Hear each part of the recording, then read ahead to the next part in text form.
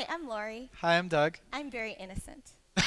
And this is Wednesday Night Hop, July 2019, week 5 of 5 in technical track called, I called this one Better Together. Yes. Yes. Yeah. That was our title 2 years ago. Yeah. It's a partnership class. Yeah. And today we looked at, because we've been doing a lot of like, what does partnership mean? And we've really gone the gamut from like watching each other, watching our rhythms, our body posture, our sorts of attention partnering things. And we wanted to kind of bring it back to the kind of partnering most people think of when they think about partnering, which is our connection, our physical connection. Yeah.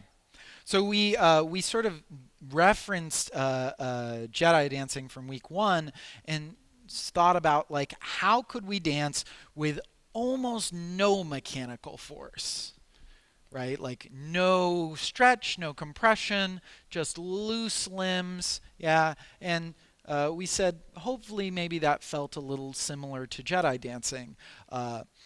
And then, if that's one end of the spectrum, we then talked about how to invite your partner into really strong stretching compression. So, for example, we decided to take the sugar push, and we first talked a little bit about the technique of sugar push, which has the follows knuckles against the base palm of the leads, and we first had the follows initiating that stretch compression by moving their hips in towards the hands and then moving their hips back, right? And we're literally trying not to push and pull with our arms. We're doing this by moving our bodies, and that's creating stretch and compression. Right. And so as Lori moves and initiates this, I try to move my hips and chest to balance that force, not increase just the tone in my wrists or arms or just create a wall for my partner, because that's not as dynamic and it often gets uncomfortable. So we had leads initiate, follows initiate, and then we did it together, trying to reach an equilibrium each time. And then we did it within the shape of the sugar push. Step, step, triple step, triple step. Step, step, triple step, triple step. And then we said, what if we take the energy up? Step, step, triple step, triple step, step, step, triple step, triple step. So we're once again moving our hips back so that we create this stretch, but now there's more energy behind it. Yeah. And again, we really want to focus on the body being the power for this rather than holding with our arm muscles. Yeah. We made a distinction that's important as you play around with high energy. We tend to actually travel less with our footwork. So if we're doing the very high energy one, notice that our feet don't move as much in space.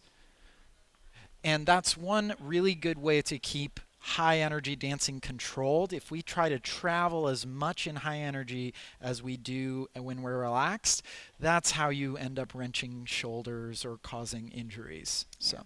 So then we did. The second shape we did is the swing out, where the follows use the 5-6 to once again move with the momentum, push our hips into this direction, and therefore ask our partner to sit away from us a little bit. This is going to give us the ability to do really counterbalance swivels or like a 7 and 8 that sits farther back.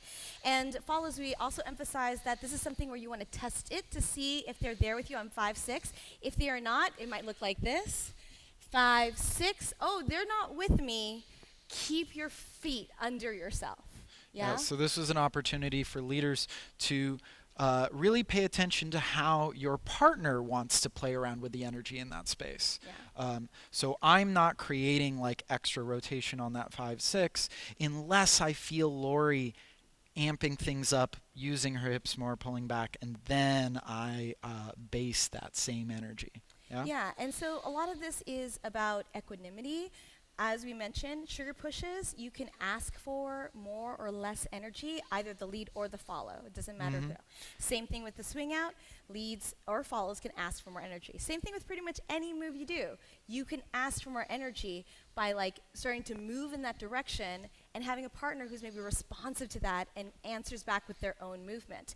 Yeah. You should always abort if you start to go and there's no answer from your partner. Right. That's when you keep your feet right underneath you. You proceed like everything's fine. You smooth it out. You make it work.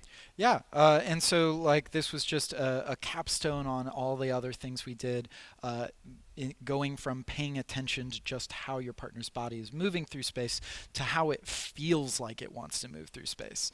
Yeah. So We thank you hope so this much is for this good. month. Thank you. Bye See you next bye. time.